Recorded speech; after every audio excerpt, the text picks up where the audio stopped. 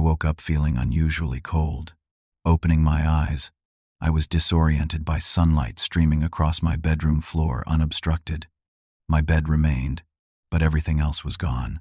Staggering through my home, I found only empty rooms. In the kitchen, a note stuck to the refrigerator. "You don't need anything, Dad. I need the money. Paris awaits." Signed by my son, Jack. I collapsed onto the kitchen floor, the cold tile pressing against my pajama-clad body, the magnitude of betrayal washing over me like ice water. The coldness of the kitchen floor brought me back to reality. I pulled myself up using the refrigerator handle, my joints aching more than usual. At 67, I had expected certain pains in life, but not this kind. Never this. I wandered through the empty house again, trying to make sense of it. The living room where my wife Linda and I had spent countless evenings watching old movies, now just a hollow space with rectangular dust outlines marking where furniture used to be. The dining room where we'd celebrated 40 years of family Christmases, now echoing with my footsteps. Even the small den where I kept my reading chair and Linda's collection of antique clocks, completely bare. Linda had been gone 5 years now. Pancreatic cancer. She fought hard but went quickly once it spread. After 42 years of marriage, I found myself alone in our Portland suburban home, the same one where we'd raised our only son, Jack. After Linda passed, I threw myself into finishing out my final years at the construction company I'd built from nothing. Started with just myself and a pickup truck back in 1978. By the time I retired 2 years ago, we had 60 employees and contracts all across Oregon. I'd handed over operations to my most trusted site manager, but kept my name on the company. Wilson Construction had been my identity for too long to let it go completely. Jack had always been complicated, smart as a whip like his mother, but never applied himself. Dropped out of Portland State twice. Always had big ideas but lacked follow-through. First, it was opening a coffee shop, then developing an app, then importing specialty goods from Japan. Each venture ended the same way, with Jack needing money to cover debts. Linda and I helped too many times to count, always hoping this would be the lesson he needed. 8 months ago, Jack and his wife Amanda showed up at my door.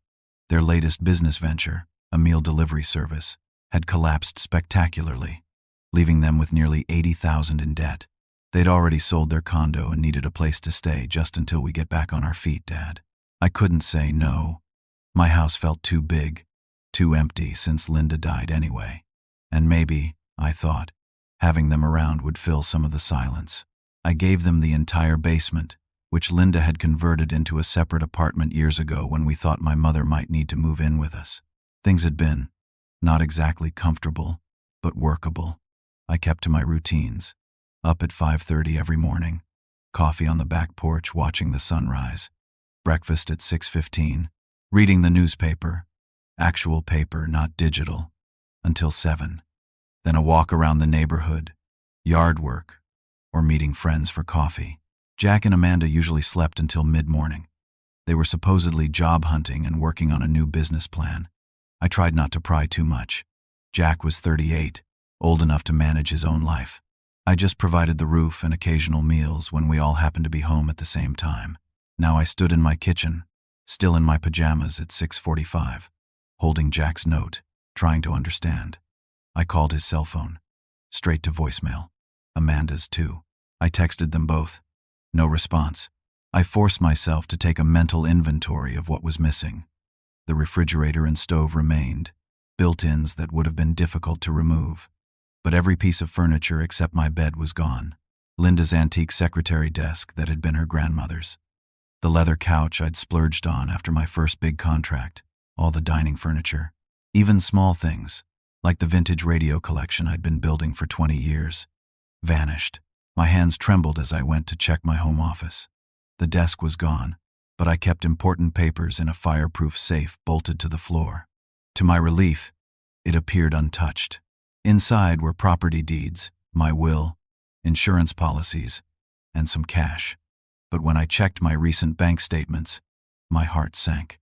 My main account seemed intact, but the secondary checking account I kept for home repairs and emergencies showed a withdrawal of $23,000 3 days ago. Jack's name was on that account. something I'd done years ago when he was helping manage some rental properties I've since sold. I slumped in the corner of my empty office, feeling foolish and betrayed. As I sat there, my phone dinged with a notification. A text from Jack. Landed in Paris. Thanks for helping us live our dream. My dream had never included sitting alone in an empty house while my son spent my money on the other side of the world. As I scrolled through my recent messages with Jack, I noticed something I'd missed before. Last week, he'd asked casual questions about my schedule, when I'd be home, when I'd be out. He'd even suggested I attend a day-long fishing trip with my friend Tom, something he knew I usually enjoyed. He'd been planning this. With shaking hands, I opened a kitchen drawer that still held some papers. Among them, I found receipts from Portland estate appraisers dated 3 weeks ago. Jack had everything professionally appraised while I was still using it, still living with it. My son had been calculating the value of my possessions, my memories, while sitting across from me at dinner. I spent the rest of the morning in a daze, methodically searching every room, hoping to find something Jack might have overlooked or decided wasn't worth taking.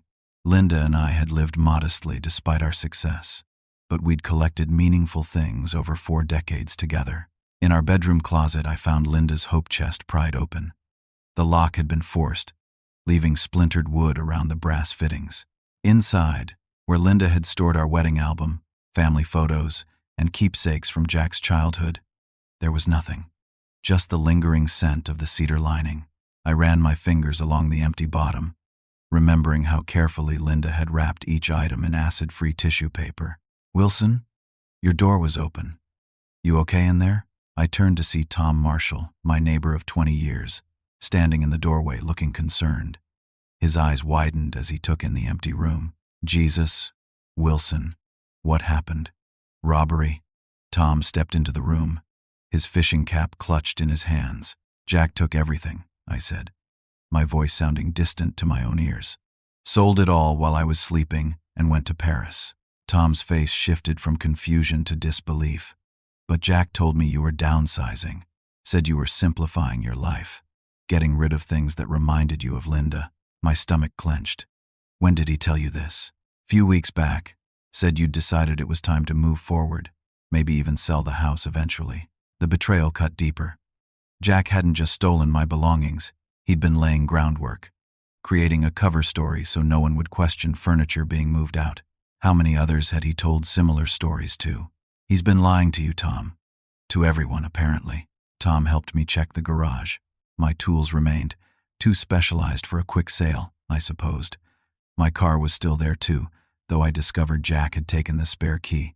In my workshop, I found more evidence of Jack's planning. Bank statements I hadn't received, hidden in a folder marked Dad's Medical. They showed numerous small transfers from my accounts to his over the past 3 months. Most disturbing was a signature card with my name clearly forged. "I don't understand how he could access your accounts without you knowing," Tom said as I showed him the documents. "He's been intercepting my mail," I realized aloud. "The bank sends paper statements because I never signed up for electronic delivery. I usually get them around the 15th, but I haven't seen the last few." Tom put a hand on my shoulder. "Wilson, this is serious. This is elder financial abuse. It's a crime." The word elder stung, but I knew Tom was right. Jack had systematically planned this, taking advantage of my trust and my age. I felt physically ill thinking about it. As the day wore on, more pieces fell into place. 4 friends called after seeing moving trucks at my house yesterday while I was at a doctor's appointment Jack had arranged. Each had been told I was downsizing or preparing to move to assisted living. One friend even said Jack had mentioned concerns about my memory. That night, as I prepared to sleep on the floor with a spare blanket from the linen closet, I found a draft email Jack had printed, probably accidentally. It was to Amanda, dated 6 weeks ago. "Mom keeps Dad's financial stuff in his office. I've been moving things around the house and telling Dad he misplaced them. He gets confused enough that he believes me. If we play this right, we can convince everyone he's showing early signs of dementia." Already mentioned memory concerns to a few of his friends. I sat on my bedroom floor, the only room with a carpet, clutching that paper until my fingers cramped. My own son had been gaslighting me, deliberately creating situations to make me look mentally incompetent. Each time he'd said, "Dad, didn't you put your glasses in the kitchen?" Or, "Dad, you already told me about that story yesterday," had been part of a calculated plan. I thought of all the small moments of confusion I'd experienced recently, times when I couldn't find things or when appointments seemed to change unexpectedly. I'd attributed it to age, to grief, to living alone, never once suspecting my own son was orchestrating it all, setting the stage for this grand theft. That night, lying on the floor of my empty bedroom, I felt more alone than I had, even after Linda died. Back then, I at least had the comfort of our shared possessions, the home we'd built together. Now I had nothing but the cold knowledge that the person I'd trusted most in the world had been systematically betraying me for months. Morning brought little relief. I showered and dressed in the only clothes I had, yesterday's outfit, and forced myself to act. I called Amanda's parents in Seattle. They had always been kind, decent people, even when Jack and Amanda's financial troubles strained family gatherings. Wilson, Martha, Amanda's mother, sounded surprised to hear from me. "Is everything all right?" "No, Martha, it's not." I explained the situation as calmly as I could, though my voice broke several times. Her gasp was audible. "Wilson, we had no idea. They told us you'd given them money for a trip to celebrate their anniversary. Said you insisted they go and enjoy themselves. They're spending money they stole from me, Martha. And they sold nearly everything I own." "We'll call them immediately," Martha said, her voice hardening. "This is unacceptable. Absolutely unacceptable." Knowing Amanda's parents were as shocked and appalled as I was provided small comfort. At least not everyone in my life was willing to believe I was losing my mind. My next stop was the bank. The manager, a young woman named Talia, listened with growing concern as I explained the situation. "Mr. Wilson, I'm so sorry this happened to you. Unfortunately, we're seeing more cases like this." She pulled up my accounts on her computer. "There have been multiple unauthorized transfers from your primary checking to the joint account you share with your son, each under $1,000, probably to avoid triggering alerts." She showed me the signature card, with my clearly forged signature. "This should never have been approved without additional verification. I'm flagging all your accounts right now and freezing the joint account. We'll need to file fraud reports." By noon, I was sitting in the police station with Detective Laura Carson, who specialized in elder crimes. Despite my embarrassment, I forced myself to tell her everything. "You have nothing to be ashamed of, Mr. Wilson," she assured me. "Financial elder abuse is one of the fastest-growing crimes in America, and family members are often the perpetrators. They count on their victims being too embarrassed or confused to report it." As Detective Carson took my statement, my phone pinged with a notification. It was Facebook, an app I rarely used. Someone had tagged me in a post. It was Jack, sharing photos from Paris, my son and his wife standing in front of the Eiffel Tower, dining at an outdoor cafe, shopping in what looked like expensive stores. The caption read, "Living our best life, thanks to Dad's incredible generosity. Trip of a lifetime with the best father anyone could ask for." I handed my phone to Detective Carson wordlessly. "They're creating a public record claiming you willingly gave them this money," she observed. "Smart from their perspective. Makes it harder to prove theft. Keep screenshots of everything." When I finally returned home, a truck was parked in my driveway. Frank Delaney, my former foreman and friend of 30 years, stood on my porch with a concerned expression. Frank had started working for me as a teenager and eventually became my right-hand man at Wilson Construction. "Tom called me," he said simply when I approached. "Said you might need some help." Frank's face darkened as I showed him the empty house. At 65, he was still broad-shouldered and strong, his hands calloused from decades of honest work. He looked like he wanted to put those hands around my son's neck. "Where are you sleeping, Wilson? You can't stay here like this." "I've got my bed still," I said, not wanting to admit I'd slept on the floor. Frank shook his head. "I'm bringing you some basics. Air mattress, chair, table. Some of Mary's cooking too. She's furious, by the way." "I appreciate it, but I'll manage," I insisted. "This is my problem to solve." "Like hell it is," Frank replied firmly. "You carried all of us at the company for years.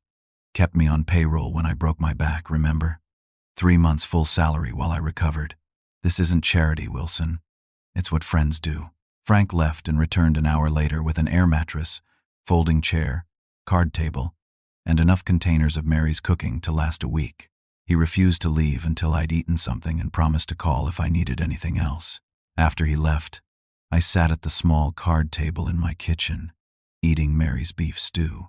For the first time since discovering the empty house, I felt something other than shock and despair, a small spark of anger, of determination. Jack had counted on my shame and confusion to protect him. He thought I would collapse, become the helpless old man he'd been portraying to others. I wouldn't give him that satisfaction. The next morning, I met with Susan Lombard, an attorney specializing in elder law whom Detective Carson had recommended. Susan was in her 50s, direct and efficient, with a no-nonsense manner that I immediately appreciated. Based on what you've told me, we have a clear case of elder financial abuse, she said after listening to my story. But to build the strongest possible case, we need to document everything. We spent the next 3 hours creating a detailed timeline of Jack's actions, from the earliest bank transfers to the furniture sales. Susan explained that courts took elder financial abuse seriously, especially when it involved systematic deception. The gaslighting aspect, making you doubt your memory, is particularly egregious, she noted. That shows premeditation and malice. I left Susan's office with a list of tasks. Gather all bank records, document every missing item with approximate values, collect witness statements from friends who'd been told I was downsizing, and secure any remaining assets Jack might target. Frank arrived that afternoon with security cameras. Internet connected, he explained, installing them at my front and back doors. They'll alert your phone if anyone approaches the house, and they record everything. You think Jack will come back? I asked. If he's planning to sell the house like Tom Hurd, he'll have to, Frank replied grimly, and we'll be ready when he does. That evening, I attended a support group for victims of elder financial abuse at the senior center. I nearly turned around at the door, the word elder still sitting uncomfortably with me, but I forced myself to enter. Inside, I found 12 people ranging from their 60s to 80s. As each shared their story, I recognized the same patterns. Adult children or caregivers who gradually isolated their victims, created stories about mental decline, and systematically stole assets. One woman, Grace, had lost her entire retirement to a nephew who'd convinced everyone she was developing Alzheimer's. The worst part wasn't the money, Grace said quietly. It was how he made me question myself. I started to believe I really was losing my mind. I nodded, remembering the confusion and self-doubt I'd felt when things went missing or appointments changed. Jack had been playing psychological games, making me the perfect victim. I shared my own story, surprised by how therapeutic it felt to talk with others who truly understood. The group facilitator, a social worker named Diane, provided practical advice about securing documents, working with authorities, and the importance of self-care during such a traumatic experience. Financial abuse is a form of violence, she explained. It creates the same psychological trauma as physical abuse. Give yourself permission to grieve. I returned home feeling less alone, armed with new knowledge about how predators like Jack operated. Just as I was settling in for the evening, my doorbell rang. Through the security camera, I saw a woman in a business suit holding a portfolio. "Mr. Wilson," she said when I opened the door. "I'm Patricia Harmon with River City Realty. Your son hired me to discuss listing your property. He mentioned you're looking to downsize to assisted living." My blood ran cold. "Did he now?" "Yes. He emailed me all the details. Said you've granted him power of attorney due to your declining cognitive state." She looked uncomfortable as she said this, studying my face. "He asked me to do a preliminary assessment while you're still living here, but said you might be confused about the arrangement." "Miss Harmon," I said slowly, "my son does not have power of attorney. He's currently in Paris spending money he stole from me after selling all my furniture. Please, come in. I think you should know what you're being drawn into." Patricia's professional demeanor crumbled as I showed her the empty house and explained the situation. "Oh my God, I'm so sorry. I had no idea. He sent what looked like power of attorney documents. Forged, most likely," I said. "Would you be willing to provide copies of everything he sent you?" My attorney and the police would be very interested. Patricia readily agreed, horrified at being unwittingly involved in Jack's scheme. She forwarded all communications from Jack, including a poorly forged power of attorney document and emails discussing how to handle an elderly parent with memory issues who might resist moving. With Patricia's evidence added to our growing file, Susan helped me create a comprehensive record of Jack's crimes. We worked with Detective Carson to document everything methodically. The police officially opened a fraud investigation, and I secured my remaining financial accounts with new passwords and security measures Jack wouldn't know about. As I worked to protect what I had left, a plan began forming in my mind for when Jack eventually returned. Because he would return, I was certain. The house was too valuable an asset for him to abandon, and when he did, I would be ready. As days passed, I developed a routine in my nearly empty house. Each morning, I checked Jack's credit card statements, which the bank now forwarded directly to me as part of the fraud investigation. I could track their spending in Paris. Luxury hotels, expensive restaurants, shopping sprees at designer stores. They were burning through money at an alarming rate. I also discovered they'd created an online fundraiser, claiming they were helping Wilson downsize and transition to a simpler life. Several friends and extended family members had contributed, unaware they were supporting theft. Susan advised me to document everything but not comment publicly yet. Frank visited daily, often bringing other friends from my construction days. They provided practical help and, more importantly, connections to the world outside my troubles. Through them, I began rebuilding the social network Jack had systematically tried to dismantle. "Remember Paul Jenkins?" Frank asked one afternoon. "The electrician who worked on the Lakeside project? He heard what happened and wants to know if you need any wiring done. No charge. Tell him I appreciate it." "But the house is fine," I said. "It's not about needing the work, Wilson. It's about letting people who care about you do something. You gave a lot of folks their start in the business. They haven't forgotten." Reluctantly, I agreed to let Paul check the electrical system, which led to other former employees offering various services. Gradually, I accepted that allowing others to help wasn't admitting weakness but acknowledging our human connections. My garage contained my prized possession, a 1967 Mustang I'd restored years ago. Though it pained me, I decided to sell it to raise immediate funds. When word got out, a former client offered to buy it at well above market value. "I've always admired that car," he said, handing me a check for $28,000. "And I admire how you're handling this situation. The car will be waiting when you want to buy it back." With these funds, I could replace essential furniture and cover legal expenses while the bank sorted out the fraudulent transfers. More importantly, I now had resources for the next phase of my plan. Susan, Frank, and Detective Carson became my core support team as we prepared for Jack's return.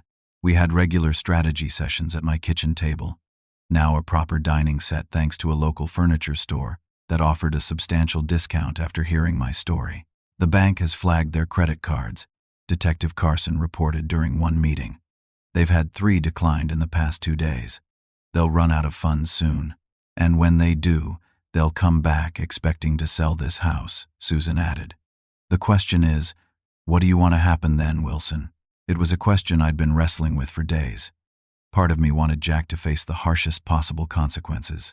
Another part, the father who remembered teaching him to ride a bike and bandaging scraped knees, hoped for some path to redemption. "I want justice," I said finally. "But I also want my son to understand what he's done. Real punishment, yes, but also a chance to recognize his actions and make amends." Susan nodded. "That's a balanced approach. Let's figure out how to make that happen." As we developed our strategy, I continued attending the support group, finding unexpected strength in sharing my progress with others, still trapped in cycles of abuse and exploitation. Grace, whose nephew had stolen her retirement, became a particular friend and confidant. I spent months feeling like a victim, she told me over coffee. But the day I decided to fight back was the day I started healing. Whether you get your money back or not, standing up for yourself is the real victory. Those words resonated deeply.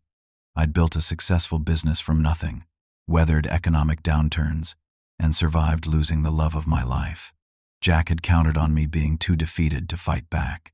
He'd underestimated the resilience that had defined my entire life. 2 weeks after Jack's departure, as I was reviewing documents with Susan, my security system alerted me to a new Instagram post from Amanda. My heart raced as I opened it. The photo showed Jack and Amanda at Charles de Gaulle Airport with the caption, "Heading home early. Exciting opportunity awaiting us back in Portland." "They're coming back," I said, showing Susan my phone. "Sooner than we expected." "Are they saying why?" she asked, studying the post. "No, but I suspect they've run out of money and are coming back for the house." Jack mentioned an exciting opportunity to the real estate agent. Susan nodded. "Let's alert Detective Carson. But remember our plan. We don't confront them immediately. We let them walk into the situation we've prepared. What if they suspect something? What if they don't come to the house?" "They will," Susan said confidently. "They believe you're a defeated old man who won't fight back. That's their blind spot, and we're going to use it." That night, alone in my house, I felt an unexpected calm. For weeks, I'd cycled through shock, grief, and rage. Now, preparing for this final confrontation, I felt something new. Strength. Jack had tried to reduce me to a helpless victim. Instead, he'd awakened the builder, the problem solver, the businessman who had never backed down from a challenge. I spent the next day working with Detective Carson on the final preparations. An undercover officer would pose as the interested buyer Jack had mentioned to Patricia Harmon. Frank and 2 other friends would be nearby, ready to provide support. Most importantly, I prepared myself emotionally for facing my son. Susan had warned me that Jack would likely try to manipulate my feelings, to make me doubt myself again. I practiced responses with Grace, who role-played similar conversations she'd had with her nephew. "Remember," she advised, "they count on your love and your shame. They expect you to protect them even after what they've done, because that's what parents do. But real love sometimes means allowing consequences." The night before their expected return, I sat in my newly furnished living room. The new furniture wasn't the same as what had been taken. Those irreplaceable items filled with memories. But sitting there, I realized something profound. The memories remained with me, not with the objects. Linda's love wasn't in her antique desk, but in my heart. Our family history wasn't in photo albums, but in my mind and soul. Jack had stolen objects, but he couldn't take what truly mattered unless I let him. I would not let him. The security system pinged early the next morning. Jack and Amanda's flight had landed. According to their social media, they were heading home. But home was no longer the place Jack expected to find. I was no longer the person he expected to encounter. I made final preparations for their arrival, then sat down to wait. The old Wilson might have been anxious, uncertain, but I felt only a calm determination. Jack had taught me a painful lesson about trust, but I had something to teach him too. About consequences, about resilience, about the father he had gravely underestimated. The security camera alerted me at exactly 2:17 that afternoon. A taxi pulled into my driveway, and Jack and Amanda emerged with their luggage. They looked tired from travel but animated, talking excitedly as they approached the front door. I watched them on my phone screen, noting how carefree they appeared, how unconcerned about the pain they'd caused. I sat in a comfortable new armchair in the living room, positioned to face the entryway. The house looked different now, not restored to its former state, but thoughtfully arranged with new furniture, some borrowed, some purchased. It looked like the home of someone moving forward, not stuck in the past. I heard a key in the lock, then Jack's voice. "Dad? We're home." There was a moment of confused silence as they entered and saw the furnished house. Then Jack appeared in the living room doorway, stopping abruptly when he saw me sitting calmly, waiting for him. "Dad," he said, his expression shifting rapidly from surprise to uncertainty. You replaced the furniture." "Some of it," I replied evenly. "Please come in, both of you. We need to talk." Amanda appeared behind him, her face paling as she took in the situation. They entered cautiously, like actors who'd arrived on stage to find a completely different play in progress. "How was Paris?" I asked conversationally. Jack attempted a smile. "Amazing. Dad, We wanted to thank you properly. The trip was incredible. I didn't give you a trip, Jack. You stole $23,000 from my account and sold nearly everything I owned. Jack's expression hardened, then shifted to a look of concern. Dad, we talked about this. You agreed to help us with the trip as an early inheritance. Remember? We discussed downsizing your possessions because they were making you depressed, reminding you too much of Mom. It was the gaslighting again. The attempt to make me doubt my own memory. I didn't react, just maintained eye contact until Jack looked away uncomfortably. Sit down, I said, gesturing to the sofa across from me. They sat, exchanging glances. Amanda looked increasingly nervous. Jack, I began calmly, I have the bank records showing you transferred money without my knowledge. I have the furniture appraisal receipts you hid. I have statements from multiple friends whom you told I was experiencing cognitive decline. I laid out each piece of evidence methodically, watching Jack's confident facade crumble. When I mentioned the real estate agent and the forged power of attorney, Amanda gasped audibly. Jack, you said Wilson knew about selling the house. You promised me he was okay with all of this. Jack shot her an angry look. Shut up, Amanda, I continued, my voice steady. I've spoken with the police, my bank, and my attorney. Everything has been documented. The fraud investigation is already underway. Jack's expression darkened. So what? You're going to send your own son to jail? Over some old furniture and a little money? After everything Mom and I did for you? Everything you did for me? I repeated, feeling a flash of anger I quickly controlled. You mean raising you, supporting your education, bailing you out of every failed business venture, and opening my home to you when you had nowhere else to go? Amanda was openly crying now. Wilson, I swear I didn't know about most of this.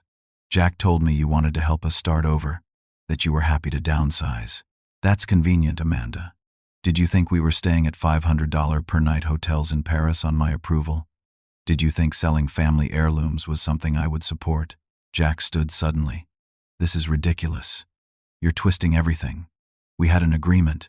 You're just confused, and now you're making serious accusations because your memory is failing. My memory is excellent, Jack. I remember exactly how many times I've helped you financially.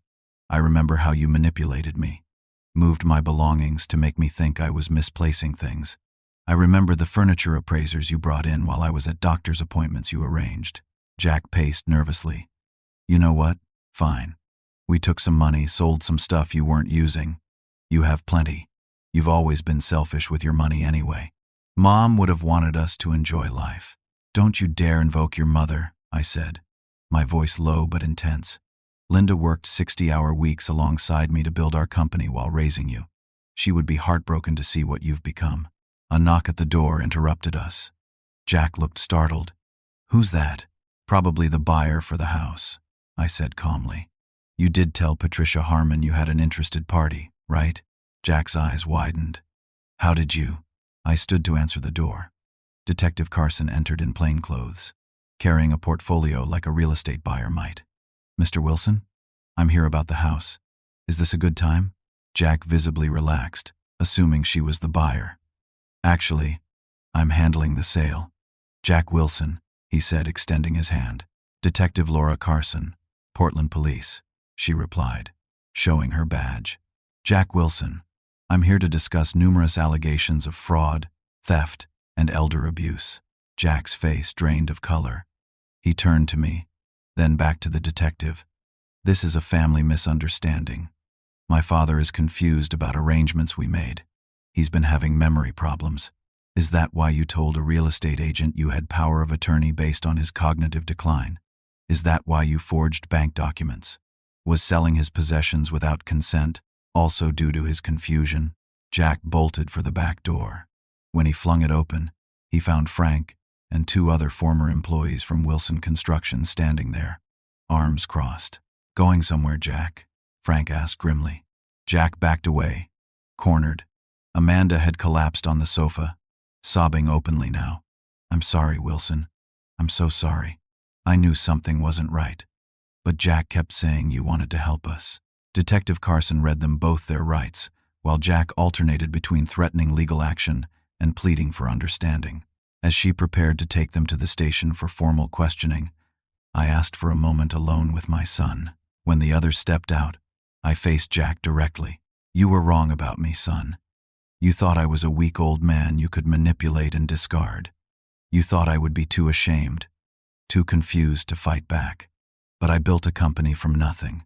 I weathered recessions and setbacks you can't imagine. I survived losing the love of my life. Did you really think I would collapse because you took my furniture?" Jack stared at the floor, unable to meet my eyes. "I'm not pressing charges because I want revenge, Jack. I'm doing this because you need to face consequences. Real ones, not another bailout. Whatever happens legally now, remember this. You didn't destroy me. You don't have that power." As Detective Carson led them away, I felt no satisfaction, only a profound sadness mixed with resolution. Jack had chosen this path, despite every advantage and opportunity. Now he would face the consequences of that choice, and I would continue rebuilding, stronger than before. The legal proceedings moved more quickly than I'd anticipated, with overwhelming evidence, including the forged documents, bank records, witness statements, and social media posts. The district attorney pursued multiple felony charges against Jack. Amanda cooperated fully, providing additional details about Jack's planning in exchange for a plea agreement. I attended each court appearance, sitting quietly in the back. Jack avoided looking at me, while Amanda sent tearful glances my way. Their contrasting reactions spoke volumes. Amanda seemed genuinely remorseful. Jack appeared mainly concerned with his own predicament. During the sentencing hearing, I provided a victim impact statement. Standing before the judge, I spoke not only for myself but for all the elderly victims who'd shared their stories in the support group. "Your Honor, financial elder abuse isn't just about money or possessions. It's about dignity, identity, and trust. When my son systematically stole from me while gaslighting me about my mental capacity, he wasn't just taking things. He was attempting to erase my personhood, to reduce me to a confused, helpless state that justified his exploitation." The judge, a woman in her 60s, nodded with clear understanding. "However," I continued, "I stand before you not as a victim seeking vengeance, but as a father hoping for rehabilitation. I ask that any sentence include not just punishment, but opportunity for my son to understand the harm he's caused and find a better path forward." Jack received 18 months in prison, 3 years probation, and court-ordered financial counseling and therapy. Amanda received probation and community service working with elderly abuse victims. Both were ordered to make full restitution, though I knew it would take years for them to repay what they'd taken. As Jack was led away in handcuffs, our eyes finally met. For a brief moment, I glimpsed something beyond the resentment and entitlement that had driven his actions, something that might have been remorse, or at least recognition. It wasn't forgiveness or reconciliation, but it was a start. In the months that followed, my home and life gradually transformed. Friends and former colleagues continued to provide support, helping me replace essential items and create new memories to fill the spaces left by what was lost. The support group became an important part of my weekly routine, not just for my own healing, but to help others navigating similar betrayals. Grace, my friend from the group, suggested turning our shared experiences into something constructive. Together with other members and social worker Diane, we founded Elder Financial Protection Alliance, a volunteer organization providing education and support for seniors and their families. Using my business experience, I helped structure the organization and secure funding through grants and private donations. "Who would have thought your son's crime would lead to helping so many others?" Grace remarked during one of our planning sessions. "That's the thing about construction," I replied. "Sometimes you have to clear away what's damaged before you can build something better." 6 months into his sentence, Jack requested a meeting. I consulted with my support network before agreeing. Frank offered to accompany me. "You don't have to go alone," he insisted. "And you don't have to go at all if you're not ready." "I need to do this," I said. "For myself, as much as for him." The prison visiting room was stark but clean. Jack sat at a small table, looking thinner and older than I remembered. When he saw me, he straightened up, his expression uncertain. "Thanks for coming, Dad." "How are you doing, Jack?" I asked, taking the seat across from him. "Managing." He fidgeted with his hands. "The financial counseling is actually helpful. Makes me see how messed up my thinking was about money. Has been for years, really." We talked awkwardly for a while about prison programs and his daily routine. Finally, Jack looked directly at me. "I've been trying to understand why I did it," he said quietly. "The therapist says it's about more than money. That I resented your success, felt entitled to it without the work. That I convinced myself you owed me everything because I couldn't build anything myself. It wasn't a full apology, but it was more self-awareness than I'd heard from him in years. Amanda writes to me," he continued. "Says she's learning a lot working with elderly abuse victims. Says she's ashamed we did that to you. And are you, Jack? Ashamed?" He looked away, then back at me. "Yeah, not just about getting caught. About who I became. About what I put you through." He paused. "About what Mom would think of me now." It wasn't dramatic or perfect. Just a small crack in the wall of justifications he'd built around himself. But as a builder, I knew that's often how structural change begins. When our time was up, Jack asked hesitantly, "Will you come again?" "Yes," I said. "Not because I've forgotten or because everything's fixed, but because healing happens one small step at a time." Back at home, I continued rebuilding my life. The house slowly filled with new furniture, some similar to what I'd had, others completely different. I started hosting regular dinners for friends and former colleagues, filling the dining room with laughter and conversation. Through our Elder Financial Protection Alliance, I began speaking at community centers and retirement homes, sharing my experience to help others protect themselves. It was difficult at first, admitting publicly that I'd been victimized by my own son. But the gratitude from those who learned from my story made it worthwhile.